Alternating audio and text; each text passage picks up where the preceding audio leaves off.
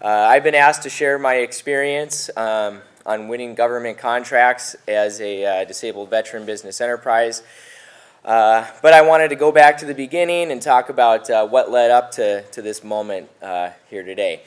I grew up in Minneapolis, Minnesota, and a Midwestern guy. I wrestled in high school. I always wanted to join the Marine Corps, lifelong dream. My cousin was a retired gunnery sergeant. My uncle was a retired chief warrant officer. My grandfather, in fact, medically retired from March Air Force Base here. He was an aviator, and he crashed his airplane due to an onboard fire and stumbled out of the cockpit and lost his right arm from the propeller. So we've got a legacy of military service in my family, and it was a dream of mine to follow the same path. My senior year in high school, I paddled 100 miles through the Florida Everglades, and I was surrounded by sharks and crocodiles and alligators. And that experience, you know, taught myself that I had like some grit, some mental fortitude. And I thought, you know what, I think I could hack it in the Marine Corps. I think I can do Marine Corps boot camp. And so I flew out to San Diego and attended the iconic Marine Corps boot camp experience. And after that, you know, I was on an infantry contract because I wanted to join reconnaissance. So I went to Infantry Training Battalion at Camp Pendleton. And then I was selected to go to Amphibious Reconnaissance School in Little Creek, Virginia, which was a 10-week course. And week 6 of the 10-week class, I was doing a 120-pound rucksack run, and my femur literally snapped in half, and I was just training too hard. I was all motivation, no brains. And I overtrained, and as a result, I went through 3 leg surgeries. I didn't walk for a year. Ultimately, they had to replace my right hip, and I medically retired from the Marine Corps as a Lance Corporal. And I used the post-9/11 GI Bill and went to, studied business. And my senior year in business school, I went to a career fair. It looked a lot like this, and there were, guys climbing oil rigs and wind towers and structural steel, and I thought, man, I could do that. So I got a job selling safety harnesses, as you see up here, for a 3M company, and I did that for 10 years. And I used I pursued a master's degree in health and safety and became a board-certified safety professional.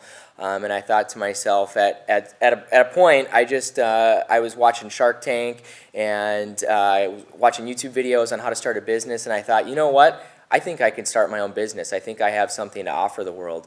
And I made a very difficult decision. I left a 10-year career at 3M as a safety engineer, and I enlisted all the services at my disposal. I got a SCORE mentor.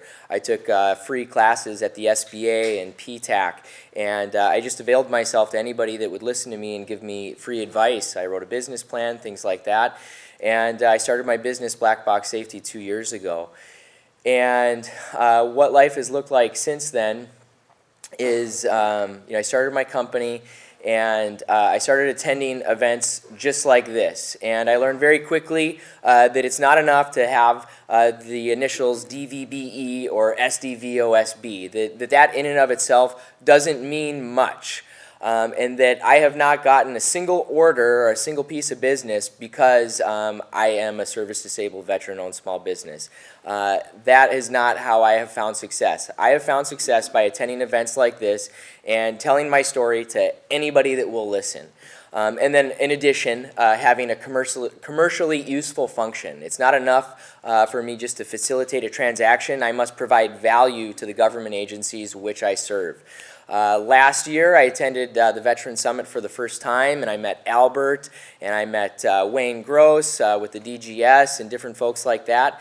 And I remember very clearly seeing another business that was much like mine. They are a distributor of safety supplies to government agencies. And when I saw that business, I thought, man, I got to stay away from that guy. He's my competitor.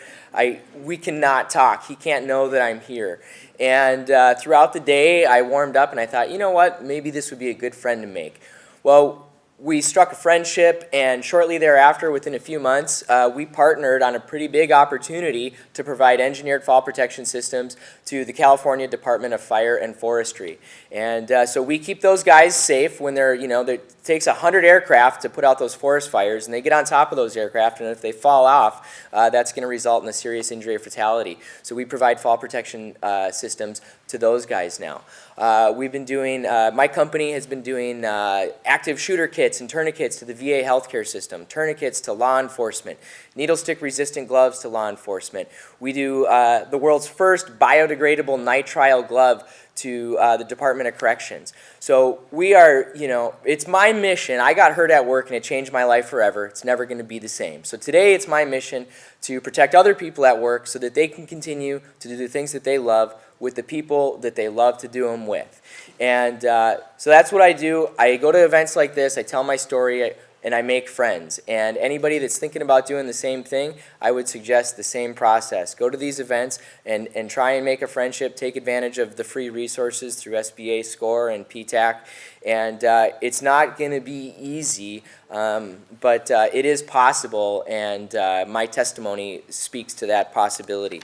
So thank you very much for listening. I've got literature up here. One thing that I always do is I send a postcard to anybody that I meet with, a little handwritten note. So I recommend that you do the same thing with the people that you're meeting with. If you'd like to see what that postcard looks like, it's up here at my table. And thank you again, Les, for asking me to speak. Thank you, Jackson. You see what I mean? Sometimes you wonder if it can really happen. Sometimes you wonder if being here today will be a part of making it happen. And his story makes it clear. One of the things I hope you heard him say is that he ended up speaking to someone and working with someone that he initially thought was his competition. Please remember, there's no competitors here. We're all complementing one another for each other's ultimate success. So as you network, if you see a similar business, if you're talking to someone who's in a similar industry, get excited. Exchange contact information, and let's make things happen. So again, thank you, Jackson, for sharing your story.